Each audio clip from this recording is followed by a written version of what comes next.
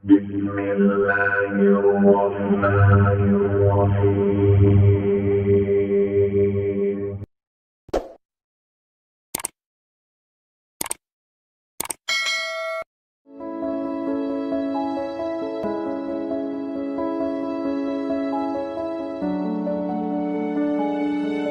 Ma'asyiral muslimin yang dimuliakan Allah Azza wa Jalla, ketika benar-benar Allah Subhanahu wa taala menciptakan Adam, kemudian memerintahkan malaikat untuk sujud kepada Adam, di mana Allah Subhanahu wa taala berfirman, wa idh qulna lil malaikati isjudu li Adam fasajadu illa iblis. Dan ingatlah ketika kami berkata kepada para malaikat, sujudlah kalian kepada Adam, maka seluruh malaikat sujud kecuali iblis. Ya, karena iblis itu bagian daripada jin, bukan bagian daripada para malaikat. Lah sejak sujudnya para malaikat, dan itu sujud penghormatan, bukan sujud ibadah atas perintah Allah, dari kisah inilah dimulai hubung kait antara para malaikat dengan bangsa manusia.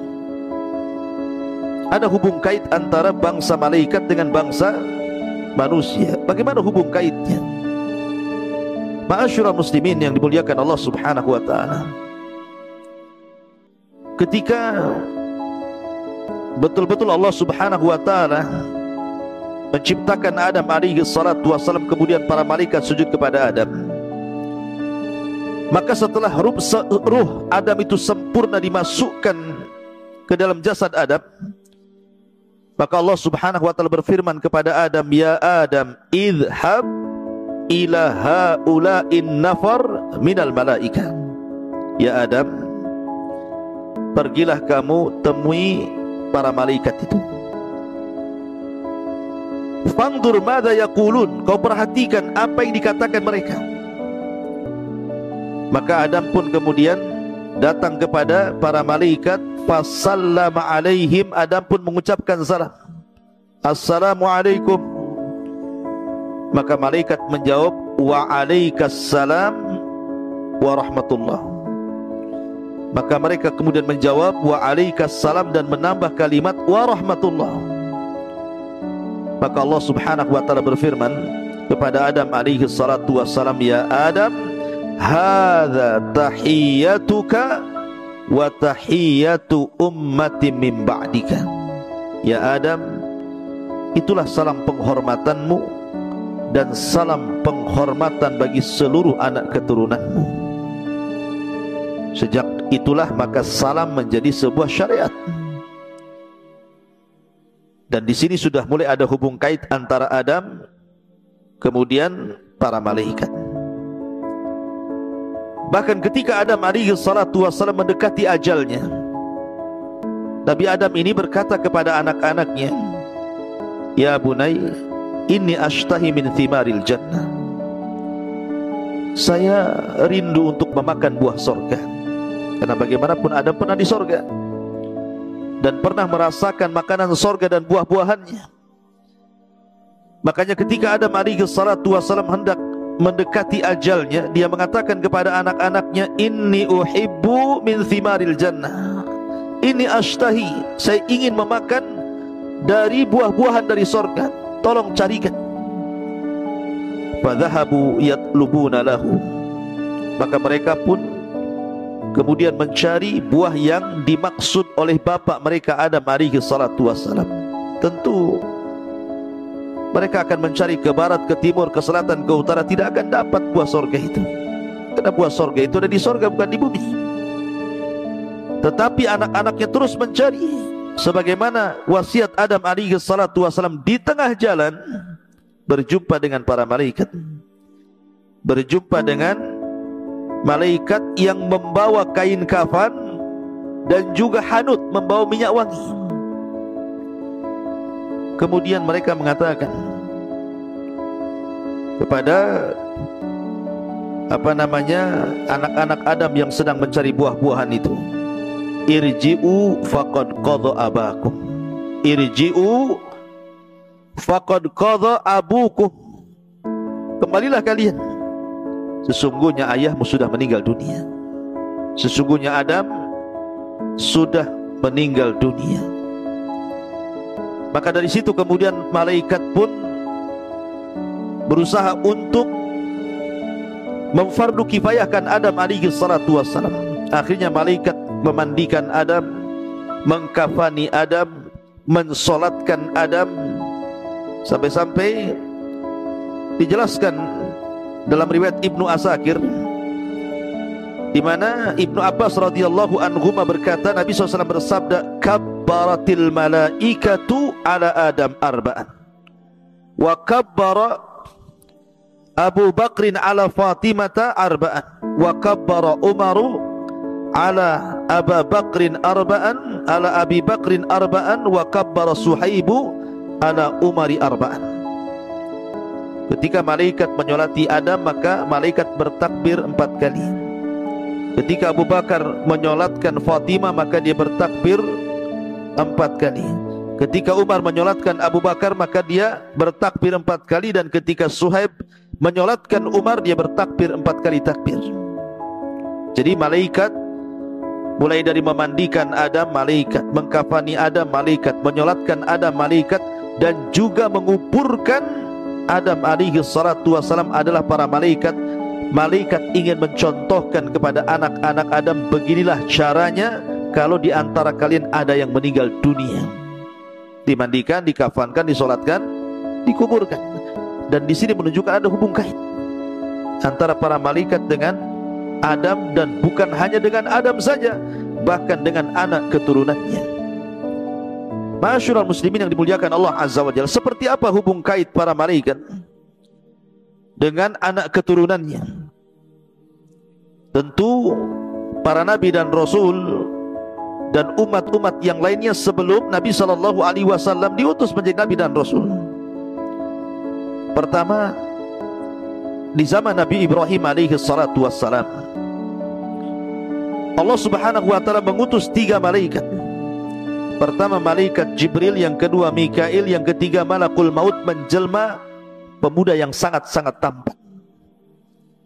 Kemudian bertamu kepada Ibrahim alaihi salatu wassalam, dan kisah ini disebutkan dalam surah Az-Zariyat ayat 24 sampai 28. Allah mengatakan, hal ataka hadithu dhaifi Ibrahim, sudahkah datang kepadamu ya Muhammad cerita tentang tamu-tamu yang datang kepada Ibrahim? Al-Mukarramin, Al-Mukramin, maksudnya tamu-tamu itu adalah tamu-tamu yang sangat mulia, ya, karena mereka adalah tamu-tamu menjelma malaikat menjadi manusia. Iddakhalu alaihi faqalu salama. Ketika tamu-tamu itu datang kepada Ibrahim dan mengatakan assalamualaikum, qala, maka Ibrahim menjawab, salamun qaumun munkarun. Maka Ibrahim pun menjawab salam. Faragha ila ahlihi faja'a bi ijlin samin.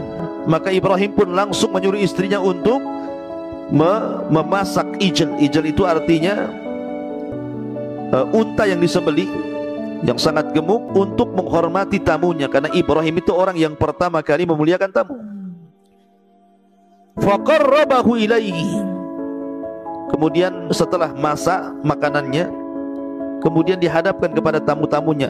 Tamu itu nyentuh pun tidak, ya, karena malaikat tidak makan, tidak minum, dan Ibrahim tidak tahu kalau itu malaikat. Maka Ibrahim mengatakan, ala ta'kulun, kenapa kalian tidak memakan? Mereka diam, bahkan memandang Ibrahim alaihi salatu wassalam. Dari sini Allah mengatakan, fa'aujasa minhum khifah. Ibrahim mengalami ketakutan, jangan-jangan tamu ini orang jahat. Karena disuruh makan tak mau, disuruh minum tak mau, tetapi memandang wajahnya. Makanya kemudian tiba-tiba karena melihat Ibrahim ketakutan, 3 malaikat yang menjelma manusia ini mengatakan, la takhaf, jangan takut wahai Ibrahim, wa basyarahu bigulamin alim, karena kami datang kepadamu ya Ibrahim hanya untuk menghabar gembirakan bahwa engkau akan memiliki putra, maksudnya Ishak alaihi salatu wassalam dan cucunya Yakub. Dari sini menunjukkan bahwa ada hubung kait antara malaikat dengan Ibrahim, turunan Adam alaihi salatu wassalam. Kemudian juga kisah Nabi Lut alaihi salatu wassalam. Ketika Allah Subhanahu wa ta'ala menjelaskan bagaimana malaikat yang kemudian keluar dari rumah Ibrahim menghabar gembirakan akan kalian Ishak dan juga Yakub, maka malaikat ini kemudian bergerak menuju kaum Sodom. Kaum Sodom itu maksudnya kaumnya Nabi Lut. Ketika sampai saja di kaum Sodom, maka malaikat-malaikat ini kemudian menghancurkan sehancur-hancurnya kaum Sodom. Jadi Jibril alaihi salatu wassalam menancapkan satu sayapnya di negeri Sodom, kemudian negara Sodom itu diangkat ke langit, kemudian ditumpahkan kembali ke bumi. Dan ini menunjukkan ada hubung kait antara para malaikat dengan umat-umat terdahulu.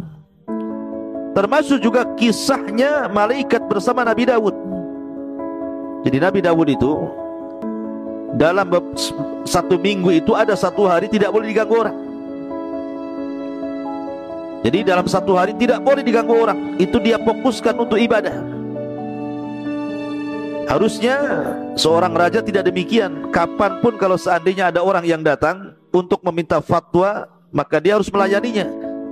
Tapi Nabi Daud alaihi salatu wassalam tidak. Dalam satu hari, dalam satu minggu itu ada waktu tidak mau berjumpa dengan manusia. Dia hanya di mihrabnya saja. Maka Allah subhanahu wa ta'ala katakan, hal ataka naba'ul khasmi ittasawwarul mihrab. Dan apakah telah datang kepadamu ya Muhammad tentang berita-berita orang yang berselisih ketika mereka memanjat pagarnya mihrabnya Daud. Jadi Daud lagi sholat, tiba-tiba habis sholat kemudian ada orang masuk ke mihrabnya, padahal dinding itu tidak mungkin dipanjat manusia. Ya, karena yang datang bukan manusia, malaikat. Hendak memberikan pelajaran kepada Daud. Iddakhalu ala Daud fafazi'a minhum. Ketika mereka masuk menemui Daud, lalu terkejutlah Daud karena kedatangan mereka. Qalu, maka mereka mengatakan, la takhaf khasmani bagha ba'duna ala ba'din fahkum bainana bil haqqi wa la tushtid wahdina ila sawa'i sirat. Jangan takut wahai Daud, kami berdua ini sedang berselisih. Sebagian dari kami berbuat zalim kepada yang lainnya, maka berilah keputusan antara kami secara adil, dan janganlah menyimpang dari kebenaran, serta tunjukkan kami ke jalan yang lurus. Sebenarnya malaikat ini yang masuk ke mihrab itu menjelma manusia, ingin memberi pelajaran kepada Daud. Harusnya dia tidak boleh mengurung diri seperti ini. Temui manusia, karena persoalan manusia itu tidak bisa ditentukan waktu. Terkadang pamannya ada masalah-masalah tertentu yang orang itu minta dibereskan masalahnya. Kan tidak mungkin ditentukan waktu, orang bermasalah itu kapan saja. Seolah-olah Nabi Daud diingatkan bahwa kalau memang ada orang yang berselisih, tangani walaupun di waktu yang harusnya Anda beribadah. Tapi di sini menunjukkan ada hubung kait antara malaikat dengan Nabi Allah Daud. Kemudian contoh yang lain, ketika Maryam alaihissalam keluar dari mihrabnya hendak buang hajat, kemudian tiba-tiba dihadang malaikat. Dan ini disebutkan dalam surah Maryam ayat 16 sampai 19. Wadhkur fil kitabi Maryam idzin tabadat min ahliha makanan syarqiyyan fattaqadat min dunihim hijaban fa arsalna ilaiha ruhana fatamassala laha basharan sawiyyan. Jadi ketika Maryam keluar, tiba-tiba dihadang laki-laki tampan. Maryam ketakutan, disangka laki-laki itu hendak mengganggunya. Kemudian Maryam mengatakan, Inni a'udzu birrahman, Inni a'udzu birrahmani minka in kunta taqiyya. Aku berlindung kepada Allah, jangan ganggu aku kalau kau orang yang bertakwa. Disuruh pergi orang yang menghadang itu. Tetapi orang ini mengatakan, Innama ana Rasulu Rabbika li ahabalaki gulaman zakiya. Maryam, saya ini utusan Allah. Saya datang hanya memberi kabar kepadamu bahwa engkau akan melahirkan seorang anak yang suci, Isa ibn Maryam. Menunjukkan ada hubung kait malaikat dengan Maryam. Ma'asyiral muslimin yang dimuliakan Allah Azza wa Jalla, artinya dari kisah-kisah hubung kait malaikat dengan Adam tadi sudah saya ceritakan, kemudian hubung kait malaikat dengan Ibrahim, kemudian hubung kait malaikat dengan Daud, termasuk juga dengan dengan Maryam, termasuk dengan Zakaria. Ketika Nabi Allah Zakaria berdoa terus ingin punya anak, punya keturunan, tetapi belum diijabah oleh Allah Azza wa Jal. Tapi ketika melihat Maryam kecil yang beribadah terus dalam mihrabnya, tiba-tiba ada makanan dari Allah Azza wa Jal, makanan yang aneh, yang tidak ada musimnya dia ada. Maka Daud kemudian meniru Maryam, dia tidak keluar dari mihrabnya, kemudian meminta kepada Allah untuk diberikan keturunan. Dari sini Allah mengatakan, fanadathul malaikatu wa huwa qaimun fil mihrab. Kemudian tiba-tiba malaikat datang menemui Zakaria, kemudian menghabar gembirakan akan kelahiran Yahya. Dari sini ada hubung kait malaikat dengan umat-umat terdahulu, baik kepada para nabi ataupun umat-umat yang kufur dengan diturunkan azab kepada mereka. Seperti kaum Tsamud, diutus Jibril kemudian dihancurkan dengan sekali teriakan. Seperti kaum Lut, juga diangkat negerinya kemudian ditumpahkan kembali ke bumi sehingga jadi laut mati. Dan banyak sekali kisah-kisah hubung kait para malaikat dengan umat-umat terdahulu. Lalu apa hubung kait para malaikat dengan Nabi SAW? Kita tahu bahwa malaikat itu ada yang bertugas seperti Jibril menurunkan wahyu. Dialah yang membawa risalah kepada Nabi SAW. Bukan hanya membawa risalah, tetapi tawdihur risalah, menjelaskan risalah. Bukan hanya menjelaskan risalah, tapi murajaatur risalah, murajaah, tadarrus Al-Quran bersama Rasul setiap Ramadan.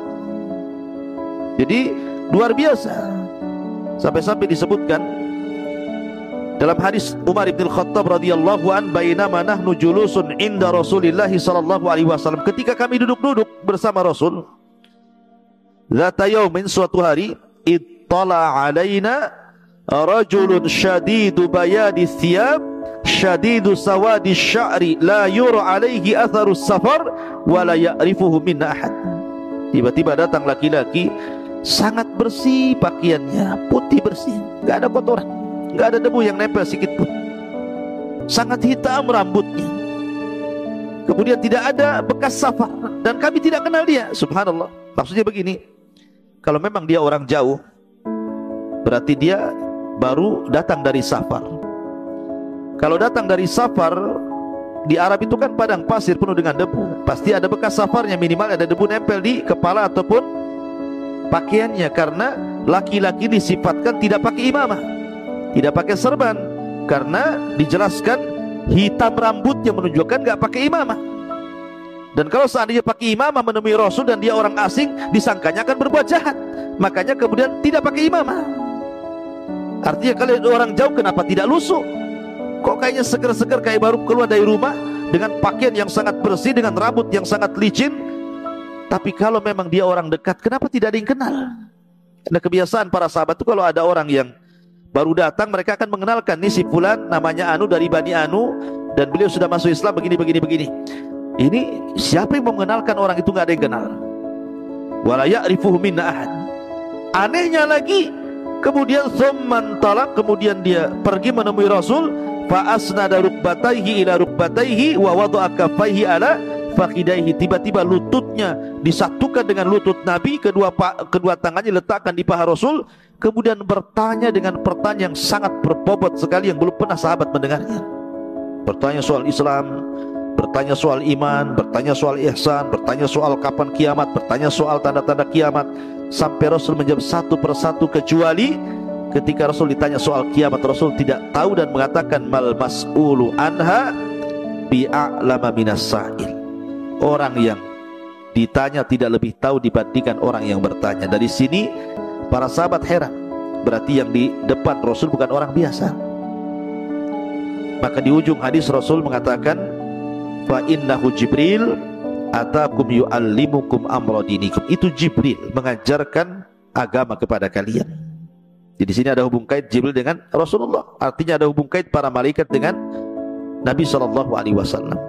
Bahkan ketika pembelahan dada, siapa yang melakukannya? Para malaikat. Nabi SAW dibelah dadanya 2 kali oleh malaikat. Pertama ketika berada di pangkuan Halimah Sahdiyah ketika masih kecil. Kemudian yang kedua dalam peristiwa Isra Mi'raj, Sebelum naik ke langit, Rasul dibelah dadanya. Siapa yang membelah dada? Mengambil jantungnya, kemudian membersihkan dengan air bezana, air zam-zam di bejana emas, kemudian dimasukkan dan dijahit kembali para malaikat. Bahkan ketika Nabi SAW dakwah ke Taif, kemudian ditolak oleh orang-orang Taif, kemudian dilempari batu sampai ke perbatasan Mekah, kemudian masuk ke kebun kurma dan sholat di situ. Datanglah malaikat Jibril dan 2 malaikat penjaga bukit dan mengatakan kepada Nabi SAW, ya Muhammad, di hadapanmu ada 2 malaikat penjaga bukit. Kalau kau mau, maka perintahkanlah agar bukit itu dilemparkan kepada orang-orang Taif yang sudah menyakiti dirimu. Lihat bagaimana pembelaan para malaikat kepada Rasul. Tapi Rasul mengatakan jangan. Allahumma hdi biqaumin fa innahum la ya'lamun. Jangan ya Rabb, tapi berilah kepada mereka itu hidayah, karena mereka kaum yang tidak tahu, sehingga wajar kalau mereka menyakiti diriku. Lihat bagaimana Nabi SAW dibela oleh malaikat. Ma'asyiral muslimin yang dimuliakan Allah Azza wa Jalla, bahkan dalam perang Badar, perang perdana kaum muslimin, para malaikat datang membantu peperangan itu. Bukan hanya 100-200 malaikat, 1000-2000 malaikat, 5000 malaikat turun. Sampai kepada Jibril alaihi salatu wasalam ikut turun membawa kudanya yang bernama Haizum, Kaidum Haizum, dan Allah menangkan dalam perang Badar. Ma'asyiral muslimin yang dimuliakan Allah Subhanahu wa taala. Jadi ada hubung kait antara para malaikat dengan para nabi di sini, termasuk dengan Nabi SAW, dan banyak membantu Nabi SAW. Termasuk juga ikhwatul fillah, bukan hanya dengan para nabi, dengan manusia-manusia biasa, baik umat sekarang atau umat dulu, ada kisahnya. Contoh umpamanya, ketika bercerita tentang seorang laki-laki yang membunuh 99 nyawa, kemudian dia ingin bertobat. Akhirnya kemudian datang hidayah, dia pun menemui seorang ahli ibadah tapi jahil, berfatwa tanpa ilmu, dengan mengatakan kau tidak ada kesempatan tobat karena dosamu sudah membumbung ke langit. Maka dia marah, dibunuhlah si rahib itu, kena menjadi 100 nyawa. Kemudian dia pun mencari orang, berjumpalah dengan orang alim dan memberikan fatwa yang benar, dan mengatakan kalau engkau ingin tobat dari dosamu, pergilah ke sebuah kampung, di situ banyak orang soleh, jangan keluar sampai betul-betul kau diterima tobat di situ. Berjalanlah orang ini, tiba-tiba di tengah jalan Allah takdirkan dia meninggal. Datang malaikat, pertama malaikat azab, yang kedua malaikat rahmat. Kemudian kata malaikat azab, ini ruh punya saya, dia pantas masuk neraka karena sudah membunuh 100 jiwa. Kata malaikat rahmat, ini ruh punya saya karena dalam hatinya sudah hendak bertobat. Maka Allah mengutus malaikat yang ketiga yang disebut malaikat hakim, kemudian mengatakan kisu baina ardaini, ukurlah di antara 2 bumi itu. Kalau memang perjalanan kematiannya mendekati kampung yang dituju, maka dia masuk surga. Tapi kalau seandainya lebih dekat kepada orang yang dimintai fatwa, maka dia masuk neraka. Maka diukur tuh, rupanya Allah lipat bumi sehingga antara kematiannya dengan kampung yang hendak bertobat jauh lebih dekat dibandingkan jarak ketika dia bertanya kepada sang alim. Makanya kemudian kata malaikat hakim, yang berhak mendapatkan ruh orang ini engkau wahai malaikat rahmat. Akhirnya dia masuk surga. Ada hubung kait di sini. Kemudian juga kisah tentang bagaimana malaikat itu menguji 3 orang yang berpenyakit, kemudian diberikan kekayaan. Yang satu diberikan penyakit kepalanya sehingga botak, bukan hanya botak, dipenuhi penyakit sehingga manusia tidak mau mendekat dia. Kemudian yang kedua, orang yang diuji oleh penyakit kulit sehingga kulitnya rusak, sehingga manusia jijik mendekatinya. Kemudian yang ketiga, orang yang buta. Jadi kisah umat dulu. Datang malaikat. Malaikat ini menjelma manusia, menawarkan kepada orang yang Allah uji ini. Pertama kepada orang yang botak, yang tidak pernah tumbuh rambut dan diisi dengan penyakit di kepalanya. Dan dia mengatakan, kira-kira nih kalau Allah berikan nikmat kepadamu, apa yang kau kehendaki? Maka orang botak yang berpenyakit ini mengatakan, tidak, aku tidak ingin apapun kecuali Allah sembuhkan penyakitku. sehingga kepalaku ditumbuhi rambut yang indah. Akhirnya kemudian malaikat ini mengatakan, lalu apa lagi setelah itu? Dia mengatakan tidak, itu saja. Akhirnya betul-betul orang ini berdoa kepada Allah, malaikat ini berdoa kepada Allah. Akhirnya betul-betul Allah tumbuhkan rambutnya, dan dia diberikan unta 2 pasang, 1 betina, 1 laki-laki. Kemudian dirawatnya. Kemudian orang yang kedua juga sama, meminta untuk kesembuhan kulitnya, dan setelah sembuh diberikan 2 binatang, sapi bunting dan sapi betina dan sapi laki-laki. Kemudian dirawatnya. Kemudian orang buta juga sama, ketika dia meminta sesuatu, dia hanya ingin melihat kekuasaan Allah. Kemudian setelah disembuhkan diberikan 2 ekor kambing, yang 1 jantan, yang 1 betina. Dengan berjalannya waktu, akhirnya yang punya penyakit kepala ini sembuh dari penyakitnya. Kepalanya menjadi kepala yang paling indah, kan dipenuhi dengan rambut yang indah. Kemudian untanya berkembang sampai dia punya unta 1 lembah. Kemudian orang kedua juga sama, dipenuhi dengan kekayaan sapi, punya sapi 1 lembah dan memiliki kulit yang indah. Kemudian orang ketiga juga sama, setelah dia tidak buta, akhirnya kambingnya dirawat sampai penuh lembah itu dengan kambing dia. Dari sini Allah menguji mereka dengan diutusnya malaikat. Datang lagi malaikat pertama, menjelma seperti orang itu masing-masing sebelum mereka disembuhkan dan diberikan nikmat. Jadi malaikat ini pertama datang kepada orang yang dulunya botak, yang sekarang sudah sembuh, punya rambut yang sangat indah, dan diberikan kekayaan berupa unta 1 lembah. Malaikat ini menjelma dengan kepalanya botak, penuh dengan penyakit, dan orang memandang pun jijik. Kemudian datang menemui orang botak pertama ini, kemudian meminta sedekah, tetapi kemudian ditolaknya. Ditolaknya orang ini, padahal dia tidak tahu kalau yang datang ini malaikat. Maksudnya dengan bentuk seperti itu harusnya diingatkan dulu sebelum dia disembuhkan dan diberikan kekayaan. Kalau orang pernah miskin, datang orang miskin, kan dia mengatakan, ya saya juga pernah miskin, kasihan juga, saya tahu miskin itu susah. Tentu dia akan bersedekah, kan begitu. Tapi dia sombong, lupa dengan kesembuhan, nikmat kesembuhannya, dan lupa dengan kekayaannya. Dia pun mengusir orang itu, padahal malaikat yang diusir. Maka malaikat ini kemudian berdoa kepada Allah agar dikembalikan kondisinya. Ingat, sekejap saja dikembalikan. Akhirnya kekayaannya habis, rambutnya dihilangkan, penyakit kepalanya kemudian ditumbuhkan lagi. Akhirnya menjadi orang susah dan manusia menjauh darinya. Alhamdulillah. Kemudian kasus orang kedua juga sama. Datang malaikat dalam bentuk seperti dia ketika belum disembuhkan kulitnya dan belum kaya raya. Setelah kemudian disembuhkan kulitnya, memiliki kulit yang indah, kaya raya, dia lupa diri. Harusnya dia diingatkan dengan malaikat yang datang dalam berbentuk seperti itu sebelum dia sembuh dan diberikan nikmat. Tapi dia lupa itu dengan nikmat Allah, malah diusirnya pula malaikat itu. Kemudian malaikat ini berdoa agar orang itu dikembalikan. Akhirnya dikembalikan lagi, kulitnya menjadi rusak, hartanya habis, manusia pun menjauh darinya. Na'udzubillah. Kecuali orang ketiga, orang buta yang disembuhkan penyakitnya ini. Datang malaikat dalam bentuk orang buta, hendak meminta sedekah. Maka dengan senang hati orang buta ini mengatakan, sungguh nikmat ketika dulu aku buta, kemudian Allah sembuhkan diriku sehingga aku bisa melihat alam semesta ini jauh lebih nikmat dibandingkan kambing-kambing itu. Kalau engkau ingin mau, ambil semua kambing itu, katanya. Subhanallah. Maka tiba-tiba malaikat yang menjelma orang buta ini mengatakan, sesungguhnya aku utusan Allah, aku hanya menguji dirimu, dan engkau telah berhasil melalui ujian itu.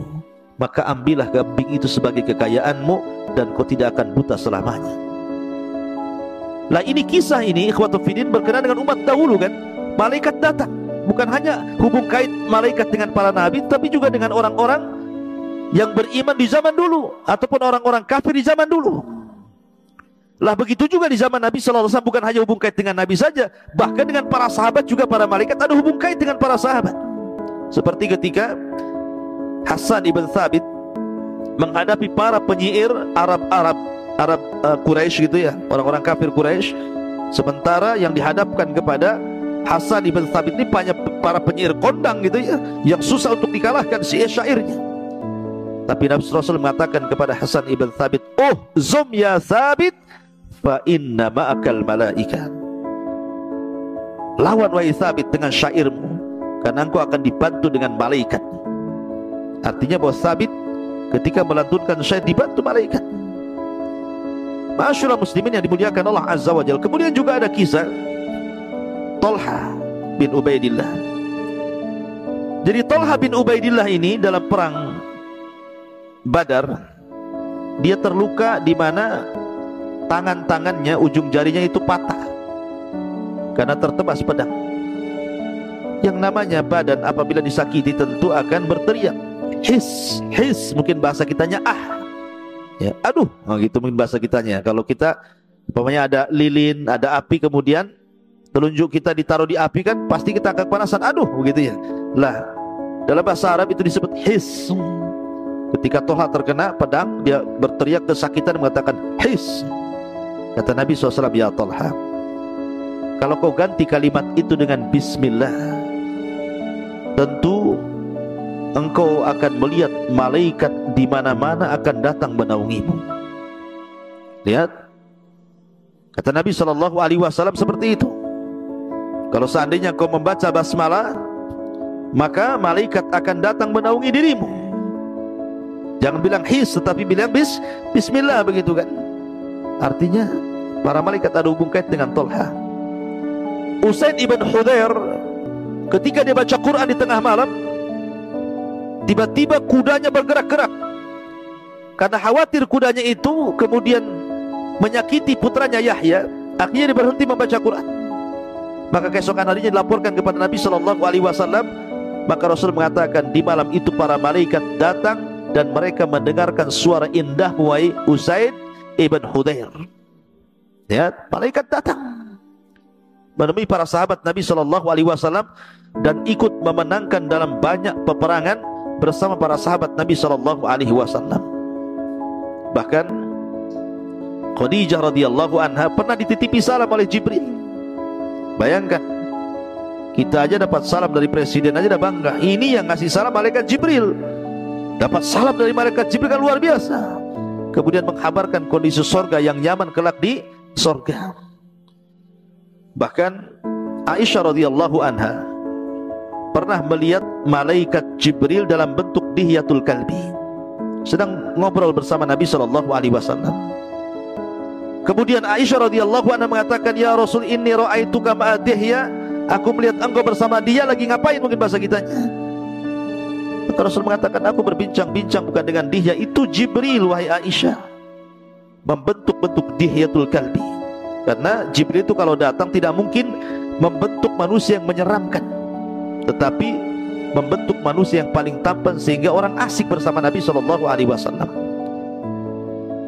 Dan banyak lagi kisah-kisah mauqif malaikat dengan Nabi SAW dan juga dengan para sahabat Nabi SAW, termasuk juga dengan kaum muslimin. Malaikat itu juga ada hubung kait bersama kaum muslimin. Kenapa demikian? Karena ada malaikat-malaikat itu ikhwatu fiddin yang dimuliakan Allah Subhanahu wa taala, yang Allah Subhanahu wa taala utus untuk menjaga manusia, terutama orang-orang yang beriman. Allah Subhanahu wa taala berfirman di dalam Al-Qur'anul Karim, wa inna 'alaikum lahafidin, dan sesungguhnya Allah kirim kepada kalian para hafadhah, penjaga-penjaga dari kalangan malaikat. Coba Anda bayangkan kalau kita tidak dijaga malaikat, Anda tidur sembarangan. Kita tahu binatang-binatang kecil di rumah itu banyak, ada kecoa, ada semut, ada macam-macam binatang di rumah itu. Pertanyaannya, lalu ketika kita tidur, kok tidak ada kecoa masuk telinga, semut masuk telinga, atau minimalnya masuk baju?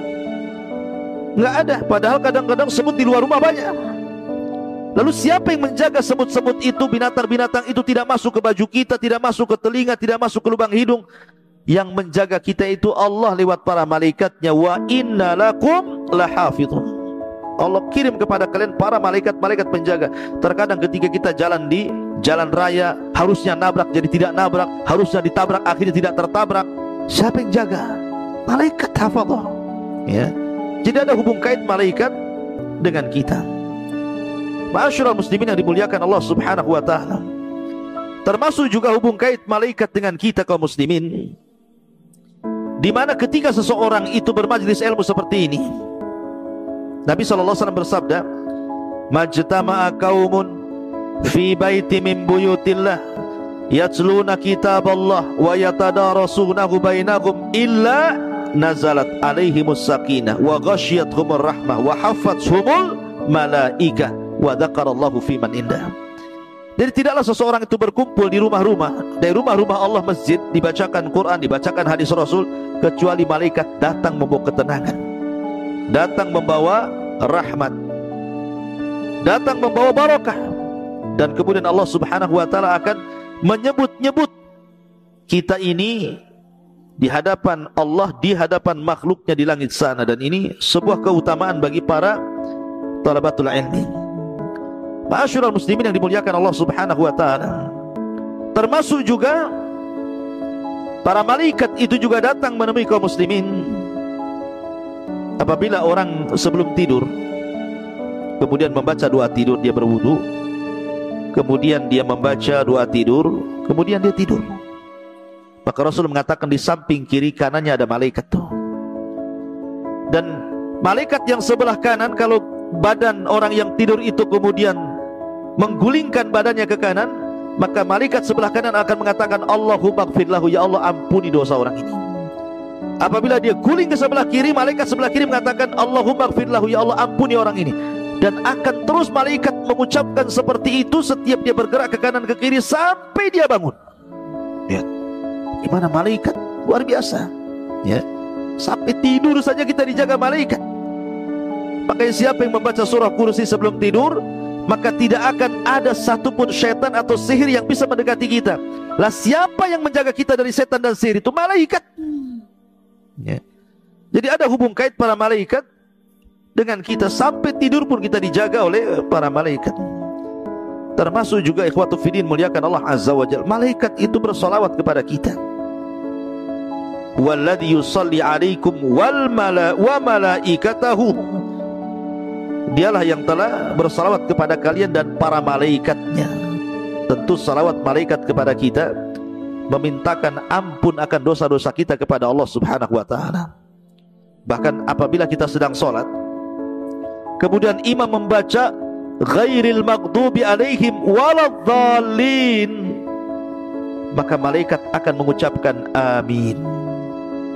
Dan itu setiap sholat.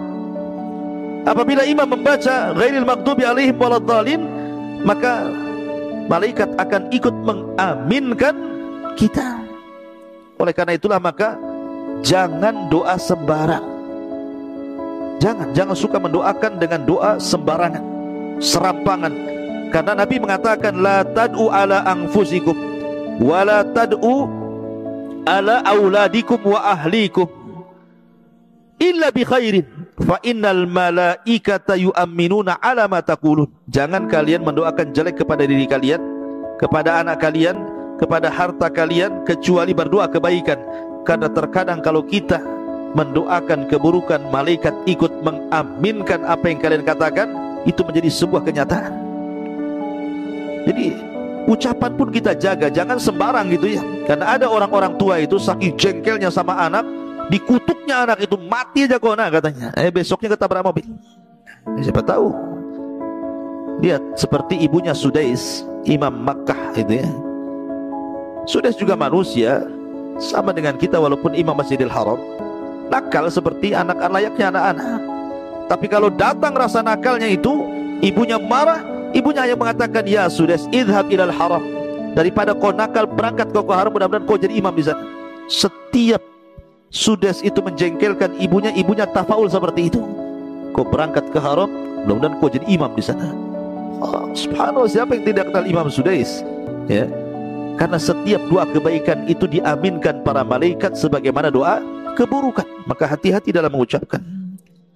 Termasuk ma'asyiral muslimin, kalau kita di hari Jumat kemudian kita masuk ke masjid, maka sop pertama yang pertama masuk ke masjid itu, malaikat itu sudah berdiri di pintu-pintu masjid itu, kemudian mencatat Naufal masuk, ini sop pertama, pahalanya sama seperti menyembelih seekor unta. Kemudian datang orang sop kedua, pahalanya seperti menyembelih seekor sapi. Datang sop ketiga, pahalanya persis seperti menyembelih seekor kambing. Datang sop kelima, sop keempat, pahalanya persis menyembelih seekor ayam. Kemudian yang terakhir, pahalanya persis seperti telur ayam. Dah terakhir dengan telur ayam. Kalau sudah ke telur ayam, nggak ada lagi pahala tuh. Ya, kalau sudah belakang-belakang, ya mungkin tai ayam lah kan. Gitu ya. Itu udah keterlaluan, masa ya masbuk terus kan itu. Jadi ada malaikat-malaikat itu yang memang ditugaskan di pintu-pintu masjid setiap hari Jumat, mencatat amal-amal orang-orang yang masuk di hari Jumat. Termasuk ikhwatu fiddin yang dimuliakan Allah Azza wa Jalla, apabila seseorang berzikir, membaca Quran, ambil mushaf kemudian baca Quran, duduk kemudian berzikir, ya, kemudian juga bermajelis ilmu, maka malaikat datang menyaksikan itu. Makanya kemudian Nabi SAW mengatakan, Inna lillahi malaikatun yatufuna fit turuq yaltamisuna ahla dzikri fa idza wajadu qauman yadhkuruna Allah tanadau halummu ila hajatikum qala fayakhuffunahum bi ajnihatihim ila sama'id dunya. Subhanallah. Jadi kalau ada orang baca Quran sendiri, ada orang baca zikir subhanallah subhanallah, ataupun ada orang bermajelis ilmu ngaji seperti ini, jadi Allah menciptakan malaikat itu, ada malaikat itu khusus ke sana kemari terbang, hanya mencari majelis zikir, mencari orang-orang yang ngaji, mencari orang yang zikir, mencari orang yang thalabul ilmi. Kemudian kalau sudah mendapatinya satu malaikat saja, maka dia akan memanggil malaikat-malaikat yang lain, halummu ila hajatikum, sini kemari wahai kawan-kawanku, wahai para malaikat, yang kalian cari ada di sini. Kemudian mereka akan bersap-sap ke atas, bersap-sap ke atas sampai ke langit sana. Kemudian yang paling akhir di langit ditanya oleh Allah, ada apa kalian bersap-sap seperti ini? Maka malaikat yang paling atas mengatakan, Ya Rabb, ada hambamu di bawah sana yang mengharapkan surga kepadamu. Ya, bagaimana para malaikat juga, mereka ada hubung kait dengan kita kaum muslimin. Termasuk juga di akhir zaman, ikhwan, di mana Dajjal tidak bisa mengganggu orang-orang yang beriman yang ada di dalam Mekah dan yang ada di kota Madinah. Tidak bisa, mereka tidak bisa menjangkau haram Mekah dan haram Madinah, karena Mekah dan Madinah di akhir zaman dijaga ketat oleh para malaikat, sehingga Dajjal tidak bisa lewat untuk melindungi kaum muslimin. Ma'asyiral muslimin yang dimuliakan Allah. Jadi ada malaikat-malaikat itu betul-betul seperti contohnya, ada malaikat-malaikat itu yang ditugaskan Allah Subhanahu wa ta'ala kemudian mencari orang-orang yang mahir membaca Al-Quran. Makanya ketika Nabi SAW mengatakan, Al-mahiru bil Quran ma'as safaratil kiramil barara, orang-orang yang mahir membaca Quran itu bersama para malaikat yang safar ke sana kemari mencari kebaikan. Maka hani'an li qari'il Quran, selamat bagi anda yang suka membaca Quran, maka anda bersama para malaikat safarah kiramim barara. Ma'asyiral muslimin yang dimuliakan Allah Azza wa Jalla. Tapi ada juga orang-orang yang malaikat-malaikat itu yang ditugaskan Allah khusus untuk melaknat saja. Dia memang diciptakan itu oleh Allah, tugasnya hanya melaknat saja dia. Nggak ada lagi tugasnya, hanya melaknat orang aja, mencaci maki orang aja. Seperti Nabi SAW mengatakan, Man sabba ashabi fa'alaihi la'natullahi wal malaika wan nasi ajmain. Hadis ini disahihkan Syekh Nasiruddin Al-Albani. Barang siapa yang mencela sahabatku, kata Rasulullah, dia berhak mendapatkan laknat Allah dan laknatnya para malaikat dan laknatnya manusia secara keseluruhan. Jadi ada malaikat itu yang tugasnya melaknat orang. Jadi kalau ada orang mencela sahabat seperti orang-orang Syiah, maka malaikat itu akan mencaci maki dia terus sampai dia bertobat. Luar biasa. Ataupun orang-orang yang suka menakut-nakuti kaum muslimin dengan senjata. Kata Nabi SAW, Man asyara ila akhihi bihadidatin fa innal malaikata tal'anuhu hatta wa in kana akhahu li ummihi wa abi. Barang siapa yang mengacungkan senjata menakut-nakuti saudaranya, maka malaikat akan datang melaknat dia sampai dia letakkan senjatanya. Kalau tidak diletakkan, dilaknat terus itu, ya. Kemudian termasuk juga istri yang menolak hubungan bersama suaminya. Idza da'a ar-rajulu imra'atahu ila firasyi fa'abat taji'u la'anat hal malaikatu hatta tusbih. Rawahu Muslim. Apabila seorang wanita diajak kemudian menolak, maka dilaknat malaikat sampai subuh. Bayangkan, dilaknat sampai subuh. Kalau memang dia masih hidup, alhamdulillah. Kalau sudah mati, berarti mati di atas laknat para malaikat, naudzubillah. Kemudian juga orang-orang yang mereka manidda ila ghairi abi, mengaku-ngaku turunannya yang bukan turunannya, mengaku Habib, keturunan Nabi padahal bukan, ya. Mengaku keturunan orang soleh padahal bukan, mengaku keturunan berdarah biru padahal darahnya merah, umpamanya kan. Jadi ngaku-ngaku saja. Kalau pengakuan itu tidak diralat, maka dia akan dilaknat terus oleh para malaikat tuh, sampai dia melaratnya. Naudzubillah. Jadi ada malaikat-malaikat tugasnya hanya melaknat-laknat saja. Ada tugasnya membawa azab, ada tugasnya membawa kecelakaan. Begitulah mereka akan mengikuti perintah Allah Subhanahu wa taala. Termasuk juga menurunkan azab, adanya tsunami, adanya gempa, adanya puting beliung, ada macam-macam. Itu malaikat yang buat atas perintah Allah Azza wa Jalla. Karena malaikat tidak mungkin menolak perintah Allah, wa yaf'aluna ma yu'marun. Dan jumlah malaikat itu banyak sekali. Wala ya'lamu junuda rabbika illahu. Tidak ada yang tahu jumlahnya tentara Allah kecuali Allah sendiri. Bayangkan ketika peristiwa Isra Mi'raj, Nabi SAW dihantar Jibril sampai ke Baitul Ma'mur. Baitul Ma'mur itu Ka'bahnya malaikat, dan itu sejajar dengan Ka'bahnya manusia yang ada di Mekah. Jadi kalau di Mekah itu tidak pernah sepi daripada orang tawaf. Anda bisa lihatlah secara langsung live itu. Di Mekah itu tidak pernah ada sepinya, 24 jam orang tawaf di Ka'bah itu. Lah, malaikat juga tawaf di atas. Ada Ka'bahnya malaikat disebut Baitul Ma'mur. Tetapi jumlah mereka jauh lebih banyak dibandingkan orang yang tawaf di Ka'bah.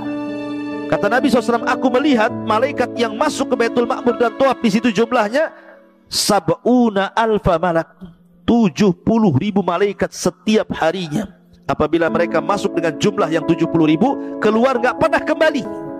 Kemudian datang malaikat baru dengan jumlah yang sama 70.000 dalam satu hari itu. Kemudian keluar lagi nggak pernah kembali.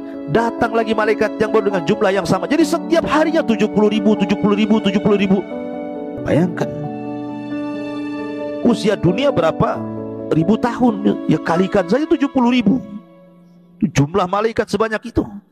Itu baru yang tawaf di Baitul Ma'mur. Belum yang di langit. Rasul mengatakan tidaklah 4 jari kecuali ada malaikat di situ, yang satu ruku sampai kiamat, yang satu sujud sampai kiamat, yang satu berdiri bertasbih sampai kiamat. Lihat, bahkan malaikat yang turun di malam Lailatul Qadar ke bumi saja jumlahnya jauh lebih banyak dibandingkan kerikil yang ada di bumi. Siapa yang bisa menghitung malaikat? Kerikil untuk ngecor satu truk aja nggak bisa ngitung berapa jumlahnya. Gimana pula satu dunia, kerikil satu dunia, dan jumlah malaikat yang turun lebih banyak dibandingkan itu. Makanya jumlah malaikat jauh lebih banyak dibandingkan manusia dan jin. Mereka jauh lebih banyak jumlahnya dibandingkan kita manusia dan kita jin. Makanya ada istilah, kalau seluruh manusia dan jinnya kufur, tidak mengurangi kekuasaan Allah sedikit pun. Seandainya seluruh jin dan manusia beriman pun tidak menambah kekuasaan Allah. Karena Allah sudah punya makhluk yang setiap hari beribadah, malaikat, ya. Ma'asyiral muslimin yang dimuliakan Allah Azza wa Jalla. Adapun bentuk para malaikat, itu malaikat itu kan makhluk yang bersayap, lahu ajniha. Ada yang memiliki 2 sayap, ada yang 3 sayap, ada 4 sayap, dan yang paling banyaklah sayapnya Jibril, 600 sayap. Dan itu disifatkan Rasul, di mana satu sayap itu terbentang sadal ufuk. Sadal ufuk itu mulai terbit matahari sampai tenggelam tuh panjangnya itu, sampai menutupi langit. Jadi kalau mendongak ke atas ke sebelah kiri, tengok sayap, kanan sayap, depan sayap, belakang sayap. Jadi pandangan kita itu akan melihat ke sayap karena memenuhi ufuk bumi. Jadi langit itu ditutup dengan sayap Jibril. Itu baru satu sayap tuh. Bahkan Nabi SAW ketika menjelaskan tentang bagaimana besarnya malaikat yang memikul arsy Allah Subhanahu wa taala, Nabi SAW bersabda dalam hadis Nabi SAW, in adzina li an uhadditsa an malakin min malaikatillah min hamalatil arsy. Aku diizinkan Rasul, kata Rasul, aku diizinkan Allah untuk mensifati kepada kalian bagaimana bentuk malaikat yang memikul arsy Allah itu. Karena arsy itu makhluk yang paling besar dari makhluk-makhluk Allah dan yang pertama diciptakan Allah Azza wa Jalla. Lihat bagaimana kata Rasul, ma baina sahmati udhuni ila atikihi masirata sab'umi'ati sana. Antara daun telinga sampai ke bahu, artinya panjang lehernya itu. Kata Nabi SAW, masirata sab'umi'ati sana, perjalanan 70 tahun. Jadi kalau antum berjalan, jangan pakai pesawat, jangan pakai mobil, jalan kaki saja, nggak usah berhenti. Selama 70.000 tahun itu sampai di mana kira-kira? Itulah jarak antara daun telinga ke bahunya. Kalau lehernya saja sepanjang itu, gimana bentuknya? Rasulullah mensifati satu sisi. Bahkan dijelaskan dalam hadis sahih, di mana pundaknya, bahunya memikul arsy, kemudian badannya menembus langit sampai kakinya masuk ke dalam bumi. Tingginya malaikat pemikul arsy itu. Ya. Masyarul muslimin yang dimuliakan Allah Azza wa Jalla. Bahkan kalau kita sering mendengar petir, kita kan sering mendengar petir gitu ya. Apalagi di Batam ini kan sering ada petir. Lah, petir ini suara apa sebenarnya? Dalam hadis Nabi SAW, dalam hadis Abdullah bin Abbas radhiyallahu anhu maqala, ar-ra'du malakun minal malaikah muwakkal bis sahab. Jadi suara petir itu ditimbulkan dari malaikat yang ditugaskan untuk menjaga awan. Jadi ada malaikat-malaikat itu menjaga awan, karena awan inilah yang membawa hujan. Ya, air dari bawah ditarik ke atas, ditumpahkan lagi ke bumi. Kan biasanya di balik awan itu ada petir. Biyadihi saut. Di tangannya ada pecut api, ya kan? Di tangannya biyadihi au fiyadihi mihraq min yajzur bihi sahab was sautul ladhi yusma minhu jazaruhu sahab ida jazarahu hatta yantahi ila haitsu amara. Jadi malaikat itu mempunyai pecut api. Kemudian kalau dia menyuruh awan untuk pergi ke arah sana, dipecutnya. Akhirnya terdengar suara kilat, kemudian geledek, dar-dor, kemudian ada kilat kan? Itu ditimbulkan karena pecutnya malaikat yang Allah Subhanahu wa taala tugaskan untuk membawa awan ke sana kemari sesuai perintah Allah. Makanya kadang-kadang orang-orang yang imannya kurang mendengar suara geledek petir itu ketakutan tuh. Bukannya berdoa ketika turun hujan, maka ketakutan dengan petir itu. Ma'asyiral muslimin yang dimuliakan Allah Subhanahu wa taala, akhirnya artinya bahwa bentuk malaikat itu besar, memiliki sayap, ya kan? Terkadang memegang senjata juga, pecut begitu ya. Seperti penjaga awan, termasuk juga besar tubuhnya mereka. Bahkan ada satu malaikat itu yang tidak bisa dikalahkan. Satu malaikat bisa mengalahkan semua malaikat yang lain, semua jin dan semua manusia. Malaikat apa? Malaikat maut. Dia yang mencabut ruhnya semua malaikat di akhir zaman. Ketika tiupan sangkakala pertama, semua malaikat mati yang ada di langit. Wa nufikha fis sur, dan ketika trompet ditiupkan Israfil, fasaiqa man fis samawati wal ard, semua makhluk yang ada di langit para malaikat mati. Semua makhluk yang ada di bumi, binatangnya, manusianya, jinnya mati. Siapa yang mencabut nyawanya? Malakul maut. Satu malaikat bisa mengalahkan semuanya tuh. Saking kuatnya kekuatan. Ma'asyiral muslimin yang dimuliakan Allah Azza wa Jalla. Artinya bahwa di sekeliling kita ini banyak para malaikat, dan mereka tentara-tentara Allah Subhanahu wa taala. Tentara yang Allah Subhanahu wa taala utus kepada kita. Bahkan Allah Subhanahu wa taala ketika menugaskan para malaikat itu, ada yang bertugas di malam hari, ada yang bertugas di siang hari kan. Kata Nabi SAW, ya ta'aqabuna fikumul malaikatu malaikatul laili wa malaikatun nahar. Jadi ada malaikat-malaikat yang ditugaskan ke bumi itu, ada yang tugasnya malam, ada yang tugasnya siang, mencatat kebaikan orang itu. Dan itu pertemuannya di dua solat. Pertama solat subuh, yang kedua solat asar. Disitulah pertemuan dua malaikat. Makanya asar dan subuh itu memiliki dua pahala, dicatat malaikat siang dan malaikat malam. Begitu juga solat subuh dicatat malaikat malam dan malaikat siang. Karena mereka bertugas dan berjumpanya di dua solat ini. Ma'asyiral muslimin, dan dalam bentuk perhatian, di mana malaikat itu setahun sekali mereka turun mendoakan kita, memberikan rahmat kepada kita, adalah di malam Lailatul Qadar. Tanazzalul malaikatu ruh, malaikat akan turun, jumlah mereka jauh lebih banyak dibandingkan kerikil bumi. Bahkan Jibril pun ikut turun menebar kebaikan, menebar berkah. Makanya malam itu disebut salamun hiya hatta matla'il fajr, malam keselamatan. Setan tidak ada satupun yang digerakkan, rantainya pun tidak bisa bergerak. Memang setan kan diborgol, tetapi masih bisa bergerak. Tapi di malam Lailatul Qadar nggak bisa bergerak. Iblisnya pun tidak bisa bergerak. Salamun, kan itu malam keselamatan sampai waktu fajar. Dan itu berkah tersendiri bagi umat Islam.